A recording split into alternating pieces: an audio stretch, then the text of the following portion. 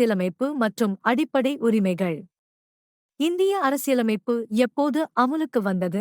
26 ஜனவரி 1950. அரசியலமைப்பின் 3ஆம் பகுதியின் முக்கியத்துவம் என்ன? அடிப்படை உரிமைகள் கொடுக்கப்படுகின்றன. இந்திய அரசியலமைப்பின் முதன்மை சட்டம் எது? குடியரசுத் தலைவர். அரசியலமைப்பின் அறிமுகத்தில் என்ன சொல்லப்பட்டுள்ளது? நீதியையும் சமத்துவத்தையும் உறுதிப்படுத்துவது. இந்திய அரசியலமைப்பின் 42வது திருத்தத்தின் முக்கியத்துவம் என்ன? சமூக நீதியே, பொருளாதார நீதியே மற்றும் அரசியல் நீதியை கூட்டியது. அரசியலமைப்பின் ஆட்சி நிலையானது என்பதற்கு எடுத்துக்காட்டு என்ன? 44வது திருத்தம் அவசர நிலை பிரகடனத்தை மிக பெரும் சிக்கலாக மாற்றியது. இந்திய அரசியலமைப்பில் எத்தனை பிரிவு உள்ளது? 44. 8 பிரிவுகள்.